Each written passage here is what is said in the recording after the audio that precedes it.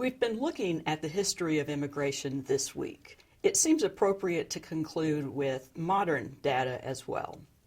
Our first slide shows the annual rate of admissions for lawful permanent residents, those are green card holders, and status adjustments. These are terms that we will talk about more in the coming weeks.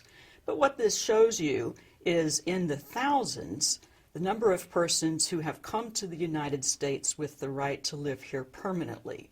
Many of those then go on to become citizens using the naturalization process that we talked about in week 1. And you can see that in recent years, admissions have been over 1 million per year. Those numbers have fluctuated, of course, since 1900, but recently we are reaching levels of high immigration that are similar to the turn of the 20th century. This next slide shows the major source countries for immigration into the United States. Those countries have fluctuated over the years, so you'll see, for example, in the decade of 1901 to 1910, the predominant countries were Italy, Russia, Austria, Hungary, and between those three, that accounted for around 2/3 of immigrants to the United States, with the remaining 1/3 spread out among other countries. In subsequent decades, you see that there was some stability with respect to Germany, Mexico, Canada. And then in the 1980s, we begin to see a broadening of the source countries.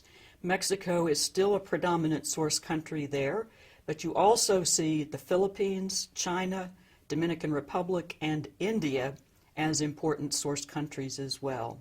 And those countries have remained predominant senders in the decade 2001 to 2010.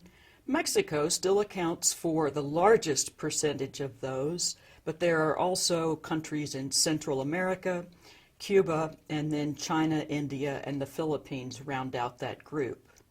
The final slide for this lecture is foreign-born residents by region of origin.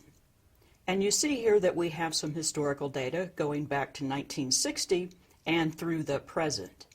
As you can see from the chart, in terms of the foreign-born residents, in 1960, Europe predominated.